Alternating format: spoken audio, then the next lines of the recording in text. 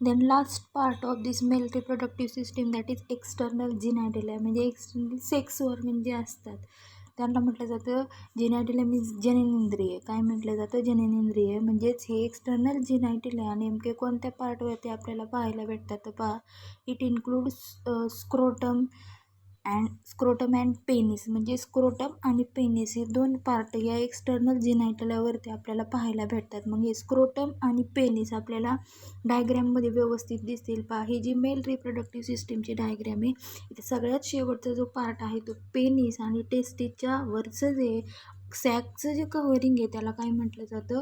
Scrotum. काय म्हटलं जातं? स्क्रोटम. हे दोन पार्ट आपल्याला एक्सटर्नल जेनायटिल्यामध्ये पाहायला भेटतात, पेनिस आणि स्क्रोटम.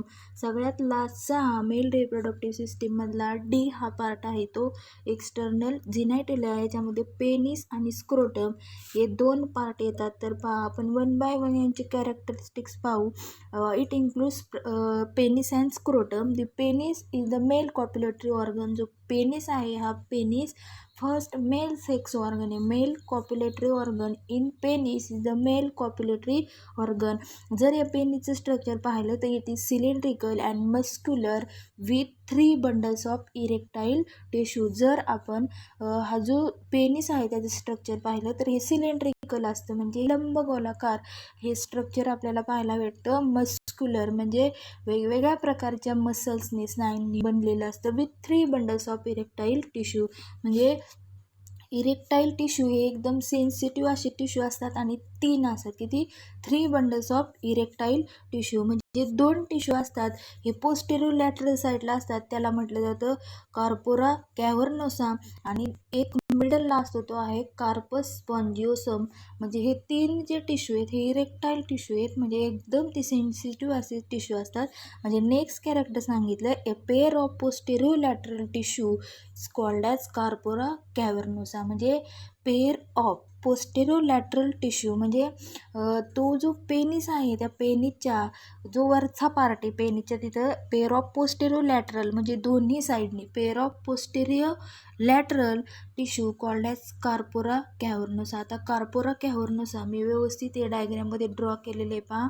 पेनिसच्या वरती जे पोस्टेरियर साईडला म्हणजे आपलं कॅरेक्टर काय सांगतं आहे, pair of posterior lateral tissue म्हणजे दोन्ही साईडला पोस्टेरियर लॅटरल पाठीमागच्या साईडला म्हणजे हे जी युरेथ्रा आहे, युरिनोजेनायटल डक्ट आहे, या पेनिसच्या वरचा जो पार्ट आहे याच्या दोन्ही साईडला पोस्टेरियर साईडला आपल्याला कार्पोरा कॅव्हर्नोसा हे व्यवस्थित दिसतंय. हे जे त्या युरिनोजेनायटल डक्ट जे आहे त्याच्या साईडला पोस्टेरियर साईडला आपल्या दोन्ही साईडनी ही जी टिश्यू आहे हा पाहायला भेटतो तो कार्पोरा कॅव्हर्नोसा. आणि त्याच्यातच अँड मेडियन कॉर्पस स्पॉन्जिओसम.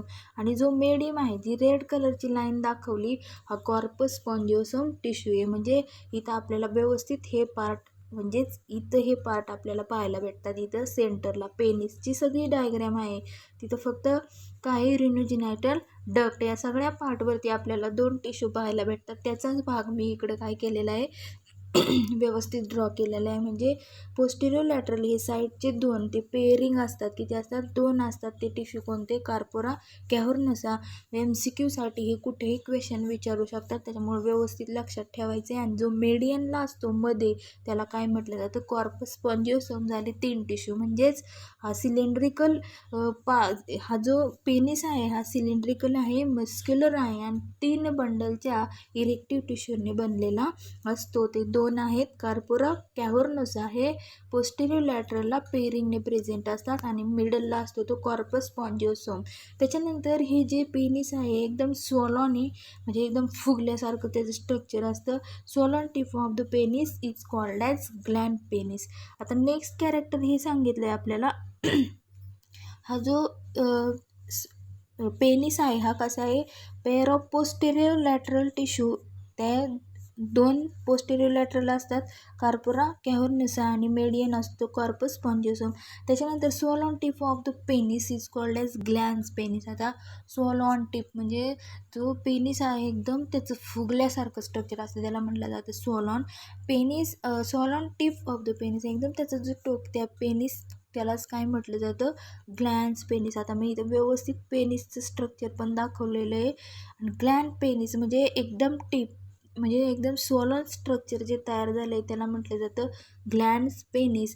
आणि या ग्लॅन्ड पेनिसचं हे जे स्ट्रक्चर हे पेनिसवरतीच आपल्याला टिपला प्रेझेंट दिसते, एकदम टोकाला. म्हणजेच हे जे सोलन टाईपचं स्ट्रक्चर आहे त्यालाच म्हटलं जातं glans penis. And this glans penis is covered by, हे कशाने कवर्ड केलेलं, loose fold of skin called as foreskin or prepuce. म्हणजे दोन्हीचं मिनिंग एकच आहे, फोरस्किन ऑर प्रेप्यूज. म्हणजे या दोन्हींचं मिनिंग एक आहे. म्हणजे काय होतं आहे, फोरस्किन म्हणजे पुढची स्किन असते. म्हणजेच हा जो सोलन टिप आहे पेनिसचा त्याला म्हटलं ग्लॅन्ड पेनिस. आणि हा जो ग्लॅन्ड पेनिस आहे हा कशाने कवर्ड केलेला असतो, तर फोरस्किनने. कशाने, फोरस्किनने. म्हणजे एकदम वरची स्किन असते, पुढची स्किन असते, त्या स्किनने त्याला प्रोटेक्शन केलं जातं ग्लॅन्ड्स पेनिसला. म्हणजेच आपलं कॅरेक्टर काय आहे, हा जो सोलन टिप आहे फुगल्यासारखा पार्ट आहे त्याला म्हटलं ग्लॅन्ड्स पेनिस. आणि त्या ग्लॅन्ड्स पेनिसच्या वरती हे डायग्राममध्ये आपल्याला एक्झॅक्ट हे टिश्यू दाखवलेले नाहीत किंवा हे पार्ट दाखवलेले नाहीत म्हणून मी ड्रॉ केलेले आहेत. ग्लॅन्ड पेनिसच्या वरचं जे आउटर कव्हरिंग असतं त्याला म्हटलं जातं फोरस्किन ऑर प्रेप्यूज. त्याच्यानंतर आपण म्हणतोय एक्सटर्नल जिनायटल्या आपल्याला कुठं पाहायला भेटतात, it includes in penis and scrotum. म्हणजेच पेनिस आणि स्क्रोटम या दोन पार्टवरती आपल्याला पाहायला भेटतात. त्याच्यानंतरचा फर्स्ट पार्ट आपण पेनिस पाहिला, आता नेक्स्ट आहे तो स्क्रोटम. आता स्क्रोटम हे टेस्टीच्या वरचं आउटर कव्हरिंग आहे, हे सर्वांना माहिती. It is loose pouch of pigmented skin lying behind the penis. आता हे एकदम लूज पाऊच असतं, पाऊच म्हणजे एक सॅक असते लूज, एकदम इझिली ती टाईट नसते, एकदम लूज असते. पिगमेंटेड स्किन, यांची जी स्किन ही पिगमेंटेड असते, कलर्ड असते त्याच्यावर. Lying behind the penis. परत एकदा पाहू आपण स्क्रोटम. स्क्रोटम हा एकदम कसा आहे, टेस्टीच्या बाहेरच्या साईडचं जे कव्हरिंग आहे त्याला आपण स्क्रोटम म्हटलं. एकदम लूज पाऊच आहे, पिगमेंटेड स्किन असते, एकदम कलर स्किन असते. त्याच्यानंतर हा कुठं प्रेझेंट आहे, बिहाइंड दी पेनिस. पेनिसच्या बिहाइंड. आता ते वरती दिसतं म्हणजे तो पेनिसच्या स्ट्रक्चरच्या खाली आहे, कुठे आहे, खाली आहे, बिहाइंड दी पेनिस. हे झालं आपलं first character in the scrotum. स्क्रोटममध्ये आपण फर्स्ट कॅरेक्टर सांगू शकतो. हे जे स्क्रोटम आहे, स्क्रोटमचं एकदम लूज पाऊच असतं, पिगमेंटेड असतं आणि एक्झॅक्ट कुठं असतं, लाईंग बिहाइंड दी पेनिस. त्याच्यानंतर ही divided into right and left scrotal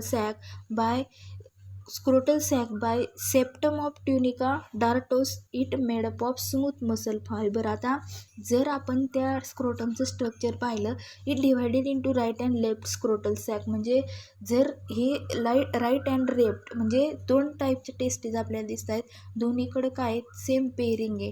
म्हणजे इकडे एक स्क्रोटम, तिकडे एक स्क्रोटम, म्हणजे लेफ्ट साईडला एक, राईट साईडला एक. म्हणजे मी इथं व्यवस्थित ड्रॉ केलेलं आहे पहा.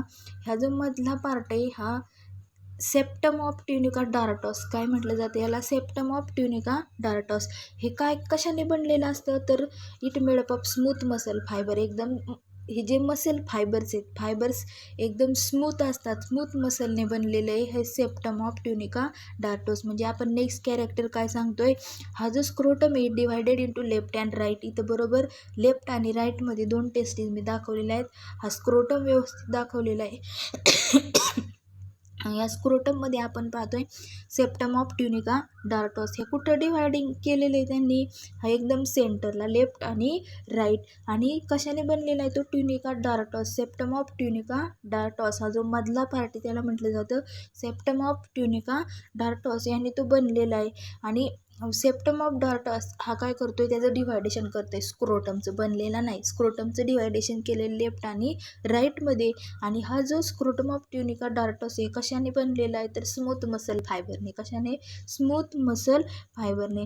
त्याच्यानंतर नेक्स्ट सांगितले बा, fetal testes are guided into and retained in scrotum by short fibromuscular band called as gubernaculum. आता fetal testes ह्याच्या टेस्टीज आहेत ह्या guided into and retain in scrotum. म्हणजे स्क्रोटममध्ये काय केले जातात, ठेवल्या जातात. रिटेन म्हणजे ठेवणे, गाईड, त्यांना मार्गदर्शन केलं जातं by a short fibromuscular band called as gubernaculum. एकदम शॉर्ट आणि फायब्रोमस्क्युलर फायबर्सने आणि मसल्सने तो बनलेला असतो. फायब्रोमस्क्युलर एक बँड असतो, छोटासा बँड पट्टा असतो, त्यालाच काय म्हटलं जातं, गव्हर्नॅक्युलम. म्हणजे ह्या ज्या टेस्टीज आहेत, ह्या टेस्टीज ही जी पर्पल कलरची टेस्टीज आहे ही स्क्रोटममध्ये रिटेन केली जाते. त्याच्यानंतर हे स्क्रोटमच त्याला काय करतं आहे, गाईड करतं आहे. ते कशाच्या माध्यमातून करतं आहे, बाय शॉर्ट फायब्रोमस्क्युलर बँड. एकदम शॉर्ट छोटासा फायब्रोमस्क्युलर बँड आहे, त्याला म्हटलं गव्हर्नॅक्युलम. आता इथं गव्हर्नॅक्युलम हे नावच आपल्याला दिसत नाही, तर एकदम स्क्रोटम आणि टेस्टीज जे इपिडिडायमिस आहे त्याच्या खालमध्ये एकदम छोटासा ब्लॅक कलरचा आपल्याला बँड दिसतोय, त्यालाच म्हटलं जातं गव्हर्नॅक्युलम. हे मी व्यवस्थित इथं ड्रॉ करून दाखवलेले पहा. गव्हर्नॅक्युलम काय आहे, हे गव्हर्नॅक्युलम म्हणजे टेस्टीज म्हणजे स्क्रोटम आणि जी टेस्टीज आहे किंवा जो इपिडिडायमिस आहे ह्याच्यामध्ये जो कनेक्टिव्ह पार्ट आहे त्याला काय म्हटलं, गव्हर्नॅक्युलम. म्हणजे आपलं कॅरेक्टर काय सांगतंय, fetal testes are guided into and retain in scrotum. म्हणजे स्क्रोटमच त्याला मार्गदर्शन करतोय, त्याच्यानंतर रिटेन पण करतोय, स्टोअर पण करतोय. कशाच्या माध्यमातून, तर हे जे शॉर्ट एकदम फायब्रोमस्क्युलर छोटासा बँड आहे त्याला काय म्हटलं जातं, गव्हर्नॅक्युलम. त्याच्यानंतर नेक्स्ट आपण पाहिलं, नेक्स्ट कॅरेक्टर याच्यामध्ये सांगता येते testes remain suspended in scrotum by spermatic cord. Testes ह्या सस्पेंड होतात इन दी स्क्रोटममध्ये, एकदम तरंगल्यासारख्या त्या आपल्याला त्या स्क्रोटममध्ये दिसतात. तर कशाच्या सहाय्याने दिसतात, स्पर्मॅटिक कॉर्ड. स्पर्मॅटिक कॉर्ड अशी एक ओपनिंग असते, ही पूर्णपणे युरिनरी ब्लॅडरपर्यंत ही ओपनिंग गेलेली असते. म्हणजेच extended from the task of the inguinal ring. म्हणजे थोडक्यात स्पर्मॅटिक कॉर्ड म्हणजे ही एक छोटीशी ओपनिंग असते. ही ओपनिंग युरिनरी ब्लॅडरपासून स्क्रोटमपर्यंत आलेली असते, त्याला म्हटलं जातं स्पर्मॅटिक कॉर्ड. म्हणजे testes remain suspended in scrotum. म्हणजे स्क्रोटममध्ये टेस्टीज सस्पेंडेड असतात, त्या कशामुळं, तर बाय दी स्पर्मॅटिक कॉर्ड. ही एक स्मॉल ओपनिंग असते level of the urinary bladder. त्याच्यानंतर नेक्स्ट कॅरेक्टर सांगितलं आहे failure of testes to descend into scrotum is called as cryptorchidism. आता क्रायप्टॉर्चिडिझम म्हणजे नेमकं काय सांगितलं आहे तर पहा, failure of testes to descend into scrotum. Failure of testes म्हणजे टेस्टीजला काय होते, फेल्युअर होतात, म्हणजे त्यांना थोडक्यात अपयश येते, त्या पुढे त्या टेस्टीजच्या साहाय्याने पुढे त्यांची मुवमेंट होत नाही, त्या डिसेंट होतात. काय होतात, डिसेंट. त्यांची डाऊन मुवमेंट होते, अप अँड डाऊन त्या स्क्रोटममध्येच होतात. म्हणजे त्यांना म्हटलं जातं failure of testes. Failure of testes म्हणजे डिसेंड इन टू स्क्रोटम, म्हणजे स्क्रोटममध्येच काय होतं, त्या अप अँड डाऊन होतात. Failure of testes descend into scrotum is called as cryptorchidism. आता क्रिप्टॉर्चिडिझम म्हणजे नेमकी काय प्रोसेस आहे तर पहा, इथं आपण सगळ्यात सुरुवातीला पाहिलं मेल रिप्रोडक्टिव्ह सिस्टीममधला प्रायमरी पार्ट पाहिला तो टेस्टीज. टेस्टीजचं जेव्हा स्ट्रक्चर पाहिलं, ह्या टेस्टीज कुठं फॉर्म होतात, testes form in abdominal cavity. Testes ह्या ॲबडॉमिनल कॅव्हिटीमध्ये फॉर्म होतात आणि थ्रू इनग्वायनल कॅनलचा ही जी स्मॉल ट्यूब असते, या ट्यूबचा उपयोग करून हे कुठे जातात, descend into scrotal sac. कुठे जातात, हे descend into scrotal sac. मी इथं व्यवस्थित क्रिप्टॉर्चिडिझम म्हणजे नेमकं काय हे एका डायग्रामच्या माध्यमातून समजवण्याचा प्रयत्न केला आहे. फर्स्ट टेस्टीज फॉर्म होतात ॲबडॉमिनल कॅव्हिटीमध्ये. ॲबडॉमिनल कॅव्हिटीमध्ये टेस्टीज फॉर्म झाल्यानंतर त्या कुठं जातात, तर descend into scrotal sac. Scrotal सॅकमध्ये अप अँड डाऊन करतात. कशाच्या माध्यमातून करतात, थ्रू इनग्वायनल कॅनल. मग ही जी प्रोसेस आहे, ह्या टेस्टीज फॉर्म होतात त्या इनग्वायनल कॅनलच्या सहाय्याने स्क्रोटल सॅकमध्ये अप अँड डाऊन मुवमेंट करतात. सम मेल्स म्हणजे काही मेल्समध्ये ही जी प्रोसेस होत नाही. Some male this process not form it called as cryptorchidism. म्हणजे त्या ॲबडॉमिनल कॅव्हिटीमध्ये टेस्टीजच फॉर्म होत नाहीत, तर त्या पुढे जाणारच नाहीत इनग्वायनल कॅनलकडून स्क्रोटल सॅककडे. अशा प्रोसेसला म्हटलं जातं क्रिप्टॉर्चिडिझम. म्हणजे टेस्टीज फॉर्म न होणे, ते दुसऱ्या पार्टकडे न जाणे, त्याच प्रोसेसला म्हटलं जातं क्रिप्टॉर्चिडिझम. म्हणजेच काय सांगते, ह्या ज्या टेस्टीज आहेत, ह्या टेस्टीज काय करतात, descend in scrotum is called as cryptorchidism. म्हणजे त्या स्क्रोटममध्येच राहतात, अशा प्रोसेसला म्हटलं जातं क्रिप्टॉर्चिडिझम. डायग्राममधून आपल्याला व्यवस्थित समजेल, हे काही नोट्समध्ये राईट करायचं नाही, मी समजण्यासाठी आपल्याला दिलेलं आहे. नेक्स्ट कॅरेक्टर सांगितलं आहे पहा, हे जे failure of testis to descend in scrotum is called as cryptorchidism and failure also result in sterility. आणि हे जे फेल्युअर आहे टेस्टिसचं म्हणजे ह्या त्या स्क्रोटममध्येच ह्या डिसेंड होतात. त्यांची down up and down movement स्क्रोटममध्येच होते. त्या प्रोसेसला काय म्हटलं जातं, failure also result in sterility. Sterility म्हणजे अशी जी प्रोसेस आहे हे स्टराईल असतात. मेल नॉट रिलीज टेस्टिस और स्पर्म म्हणजे ते मेल आहेत, हे मेल टेस्टिस पण रिलीज करू शकत नाही, स्पर्म पण टेस्टिस नाही रिलीज झाल्या तर स्पर्म रिलीज होणार नाही. त्याच्यामुळे हे कसे असतात, स्टराईल. म्हणजे एक्झॅक्ट स्टेरिलिटी म्हणजे काय, the condition of the human unable to children म्हणजे त्यांच्यापासून चिल्ड्रन होऊ शकत नाही, कॉल्ड ॲज अनफर्टिलिटी. म्हणजे जसे नापिक पिकं असतात स्टराईल. स्टराईल मीन्स नापिक. म्हणजेच ही जी फेल्युअर ऑफ टेस्टीज आहेत, फेल्युअर ऑफ टेस्टीज आपण त्यालाच काय म्हटलं, it descend into scrotum is called as cryptorchidism. मी मगाशी सांगितले तर टेस्टीजच फॉर्म होत नाहीत अशा मेलला काय, त्या मेलची जी कंडिशन आहे त्याला म्हटलं जातं क्रिप्टॉर्चिडिझम. आणि क्रिप्टॉर्चिडिझम म्हणजे ही जो failure it also result in the sterility. म्हणजे स्टेरिलिटीमध्ये काय होतं, इथं फर्टिलायझेशन ही प्रोसेस ते फर्टाईल नसतात, कसे असतात, स्टराईल असतात. म्हणजेच sterility means was condition of human to unable to children म्हणजे त्यांना चिल्ड्रन होऊ शकत नाहीत, कॉल्ड ॲज इनफर्टिलिटी. काय म्हटलं जातं, इनफर्टिलिटी. आणि नेक्स्ट सांगितलं आहे हे जे डार्टॉस मसल्स आहेत, या डार्टॉस मसल्स म्हणजे ह्या लेफ्ट आणि राईटचं डिव्हायडेशन करतात स्क्रोटल सॅकचं. या डार्टॉस मसल कशासाठी हेल्पफुल असतात, it also help in maintaining temperature of testes 2 to 3 degrees Celsius lower than the normal body temperature and it necessary for spermatogenesis. This is the last characteristics of this point. ह्या ज्या डार्टॉस muscles आहेत, ह्या डार्टॉस muscles काय करतात, it help in maintaining temperature म्हणजे टेस्टीचं पूर्णपणे temperature डार्टॉस मसलमुळे काय केलं जातं, मेंटेन केलं जातं. टेस्टीचं टेम्परेचर असतं 2 to 30 degree Celsius. It is lower than the body temperature. म्हणजे बॉडी टेम्परेचरपेक्षा हे काय एकदम लोअर आहे. म्हणजे आपलं बॉडी टेम्परेचर किती असते, 40 डिग्री सेल्सिअस. किती असतं, 40 डिग्री सेल्सिअस. हे 40 डिग्री सेल्सिअसच्या किती कमी आहे, म्हणजे खूप कमी आहे. म्हणजे टेस्टीचं 2 to 3 डिग्री सेल्सिअस टेम्परेचर असतं. आणि डार्टॉस मसल काय हेल्प करतात, त्यांचं बॉडी टेम्परेचर मेंटेन करण्यासाठी त्या मदत करतात. आणि म्हणजे काय सांगितलं, it also help dartos muscle it helpful for maintaining temperature of testes. टेस्टीजचं टेम्परेचर त्या काय करतायत, मेंटेन करतायत. ते असते 2 to 3 degree Celsius lower than the normal body temperature. म्हणजे 40पेक्षा हे कमीच आहे. नॉर्मल बॉडी टेम्परेचर हे 40 डिग्री सेल्सिअस असतं. आणि इट नेसेसरी फॉर स्पर्मॅटोजेनेसिस. आणि हे जे टेम्परेचर आहे एकदम टेस्टीचं 2 to 30 डिग्री सेल्सिअस हे spermatogenesis. Genesis means creation and spermato means स्पर्मचं क्रिएशन होण्यासाठी, स्पर्मचं फॉर्मेशन होण्यासाठी हे टेम्परेचर काय असतं, एकदम नेसेसरी असते, बॉडीपेक्षा कमी टेम्परेचर. म्हणजे याच्यामुळं काय होते, स्पर्मॅटोजेनेसिस ही प्रोसेस होते. म्हणजे आता काय पाहिलं आपण, लास्ट पार्ट पाहिला फिमेल रिप्रोडक्टिव्ह सिस्टीममधला, तो एक्सटर्नल जिनायटेलिया. एक्सटर्नल जिनायटेलियामध्ये आपण पाहिलं याच्यामध्ये पेनिस आणि स्क्रोटम येतात. पेनिस हा मेल कॉप्युलेटरी ऑर्गन आहे. त्याच्यानंतर हा सिलेंड्रिकल मस्क्युलर असतो आणि 3 टाईपच्या बंडल्सने बनलेला असतो. ते इरेक्टाईल टिश्यू असतात, 3 बंडल्स असतात इरेक्टाईल टिश्यूचे. ते टिश्यू एकदम सेन्सिटिव्ह असतात.